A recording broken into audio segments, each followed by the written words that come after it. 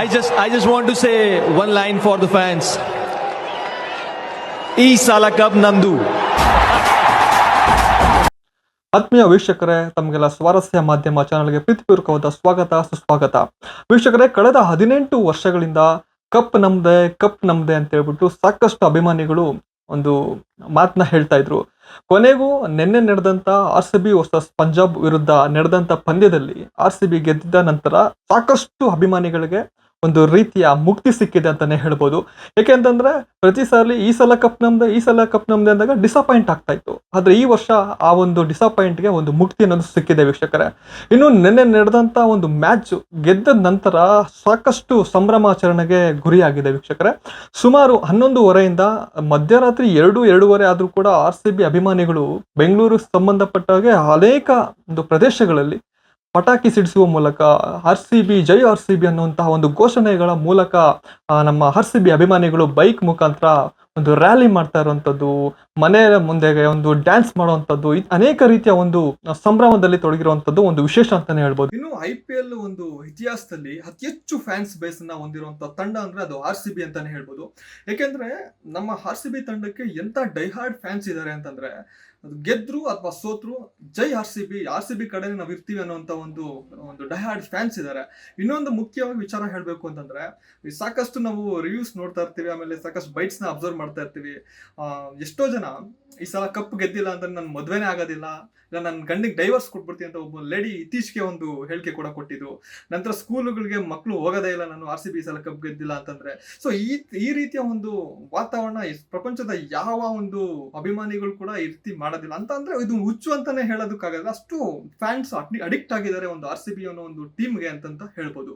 ಇನ್ನು ಕೆಲವೊಂದು RCB fans ವಿಚಾರವಾಗಿ ಹೇಳ್ಬೇಕು ಅಂದ್ರೆ, ಈ ಸಲ ಕಪ್ ಗೆದ್ದೇ ಗೆಲ್ಬೇಕು, RCB ಗೆಲ್ಲಬೇಕು ಅಂತೇಳಿ ಅನೇಕ ದೇವಸ್ಥಾನಗಳಿಗೆ ಹೋಗಿ ಪೂಜೆ ಪುನಸ್ಕಾರಗಳನ್ನ ಮಾಡಿದ್ದಾರೆ. ಅನೇಕ ಜನರು ಹೋಮ ಹವನಗಳನ್ನ ಕೂಡ ಮಾಡಿದ್ದಾರೆ. ಇನ್ನು ಕೆಲವರು ಹೋಟೆಲ್ ಮಾಲೀಕರು ಈ ಸಲ ಕಪ್ ಗೆದ್ರೆ ನಾವು ಉಚಿತವಾಗಿ ಹೋಳಿಗೆ ಊಟನ ಹಾಕಿಸ್ತೀವಿ ಅಥವಾ ಅವರ ಒಂದು ಶಾಪ್ಗಳಲ್ಲಿ ಡಿಸ್ಕೌಂಟ್ ರೇಟ್ಗೆ ಊಟವನ್ನು ಕೊಡ್ತೀವಿ ಅನ್ನುವಂಥ ಒಂದು ಮಾತುಗಳು ಅದೆಲ್ಲ ಹೇಳಿರುವಂಥದ್ದು ಇನ್ನೊಂದು ವಿಶೇಷ ಅಂತ ಹೇಳ್ಬೋದು. ಬಹುಶಃ ಯಾವ ಒಂದು ತಂಡದ ಒಂದು ಅಭಿಮಾನಿಗಳು ಈ ರೀತಿ ಮಾಡ್ಲಿಕ್ಕೆ ಸಾಧ್ಯನಾ ಅನ್ನೋಂಥ ಪ್ರಶ್ನೆ ಮೂಡುತ್ತೆ ಆಕ್ಚುಲಿ.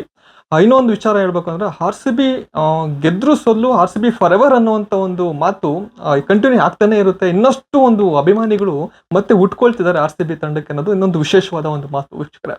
ಇನ್ನು ಮ್ಯಾಚ್ ವಿಚಾರವಾಗಿ ನಾವು ಮಾತಾಡೋದಾದ್ರೆ, ನಿನ್ನೆ ಪಂಜಾಬ್ ಟಾಸ್ ಗೆಲ್ತು, ಆದ್ರೆ ಅವರು ನಮಗೆ ಬ್ಯಾಟಿಂಗ್ ಬೇಡ ಬೌಲಿಂಗ್ ಬೇಕು ಅಂತಂದು ಆಯ್ಕೆ ಮಾಡ್ಕೊಳ್ತಾರೆ.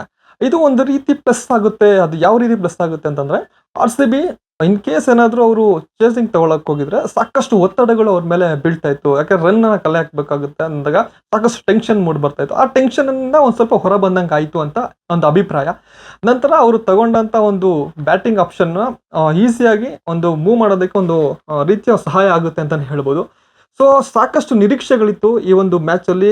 ರಜತ್ ಪಟ್ಟಿದಾರ್ ಇರ್ಬೋದು, ಸಾಲ್ಟ್ ಇರ್ಬೋದು, ಅನೇಕ ಒಂದು ಕೊಹ್ಲಿ ಅವರ ವಿಚಾರದಲ್ಲಿ ಇರ್ಬೋದು, ಸಾಕಷ್ಟು ಎಕ್ಸ್ಪೆಕ್ಟೇಷನ್ ಇತ್ತು. ಸಾಕಷ್ಟು ಜನ ರನ್ಗಳನ್ನ ಕಲೆ ಹಾಕ್ತಾರೆ ಅನ್ನೋದು. ಆದ್ರೆ ನಿರೀಕ್ಷೆಗೂ ಮೀರಿ ರನ್ಗಳನ್ನ ತಗೊಳಕ್ಕಾಗಿಲ್ಲ. ಸಾಕಷ್ಟು ಬೇಗ ಔಟ್ ಆಗಿದ್ದಾರೆ ಒಂದು ವಿಚಾರದಲ್ಲಿ ಅಂತ ಹೇಳ್ಬೋದು.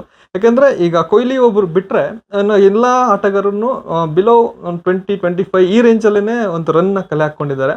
ಸೊ ಎಲ್ಲಾ ಬ್ಯಾಟ್ಸ್ಮನ್ಗಳು ಆ ಟೈಮಿಗೆ ಬಂದು ಏನ್ ರನ್ ಕಲೆ ಹಾಕ್ಬೋದು, ಆ ರನ್ ಮೊತ್ತನ ಒಂದು ಹೆಂಗ್ ದಡ ದಾಟಿಸ್ಬೋದು ಅನ್ನೋಂಥ ವಿಚಾರದಲ್ಲಿ ಅವ್ರದ್ದೇ ಆದ ಒಂದು ಶ್ರಮ ಹಾಕಿದ್ದಾರೆ. ಸೊ ಒಟ್ಟಾರೆ 190 ರನ್ಗಳ ಒಂದು ಮೊತ್ತನ ಕಲೆ ಹಾಕಿರುವಂಥದ್ದು ಒಂದು ರೀತಿಯ ಒಂದು ಟೋಟಲ್ ಟೀಮ್ನ ಒಂದು ಶ್ರಮ ಅಂತಾನೆ ಹೇಳ್ಬೋದು. ನಿನ್ನೆ ಮ್ಯಾಚ್ ಅಲ್ಲಿ ಪಂಜಾಬ್ ಒಂದು ಟೀಮ್ನ ಒಂದು ಬೌಲಿಂಗ್ ಪರ್ಫಾರ್ಮೆನ್ಸ್ ತುಂಬಾ ಅದ್ಭುತವಾಗಿತ್ತು ಅಂತಾನೆ ಹೇಳ್ಬೋದು. ಏನೇ ಇರಲಿ, ಒಟ್ಟಾರೆ ಅವ್ರದ್ದು ಒಂದು ಶ್ರಮ ಅವ್ರದ್ದೇ ಆಗಿತ್ತು. ಈಗ ನಮ್ಮ RCB ಒಂದು ವಿಚಾರಕ್ಕೆ ಬರೋದಾದ್ರೆ, ಫೀಲ್ಡಿಂಗ್ ವಿಚಾರಕ್ಕೆ ಬಂದಾದ್ರೆ ಅದ್ಭುತವಾದ ಒಂದು ಫೀಲ್ಡಿಂಗ್ ಒಂದು ಮೇಂಟೈನ್ ಮಾಡ್ತಾ ಇದ್ರು.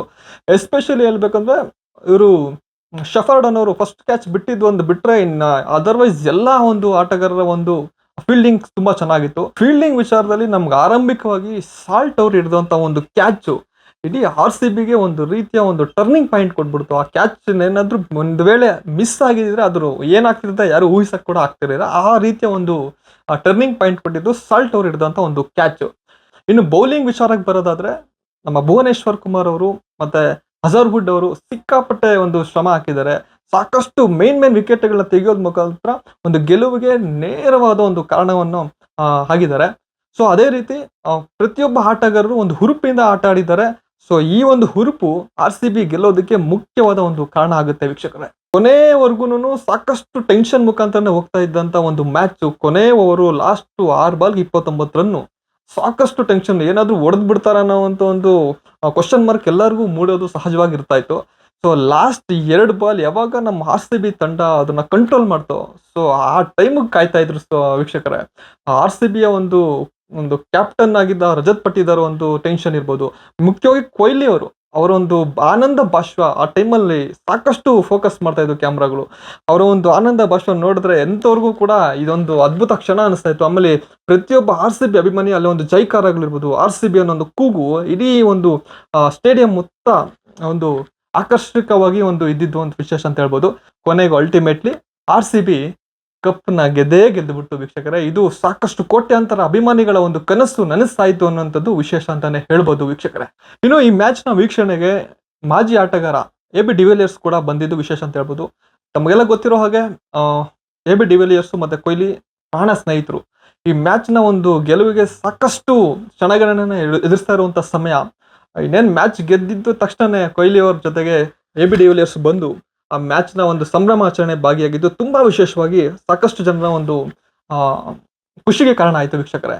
ಅದೇ ರೀತಿ ಈ ಒಂದು ಮ್ಯಾಚ್ಗೆ ಇನ್ನೊಂದು ಸ್ಪೆಷಾಲಿಟಿ ಏನಪ್ಪಾ ಅಂತಂದ್ರೆ, ಕೊಹ್ಲಿ ಅವರ ಜರ್ಸಿ ನಂಬರು 18. ನಮ್ಮ ಮ್ಯಾಚ್ ಒಂದು ಆರ್ ಸಿ ಬಿ ತಂಡ 18 ವರ್ಷಗಳು ಏನು ತಪಸ್ಸು ಮಾಡಿತ್ತು, ಅದಕ್ಕೂ 18 ವರ್ಷ, ಕೊಹ್ಲಿ ಅವರ ಜರ್ಸಿಗೂ 18. ಸೊ ಇದ್ರದ್ದು ಕಾಂಬಿನೇಷನ್ ಕೂಡ ವಿಶೇಷ ಅಂತಾನೆ ಹೇಳ್ಬೋದು. ಸೊ ಒಟ್ಟಾರೆ ಏನೇ ಆದ್ರೂ ಈ ಸಲ ಆರ್ ಸಿ ಬಿ ಗೆದ್ದಿದ್ದು ಸುವರ್ಣ ಅಕ್ಷರಗಳಲ್ಲಿ ದಾಖಲೆ ಆಗಿದೆ ಅಂತಾನೆ ಹೇಳ್ಬೋದು.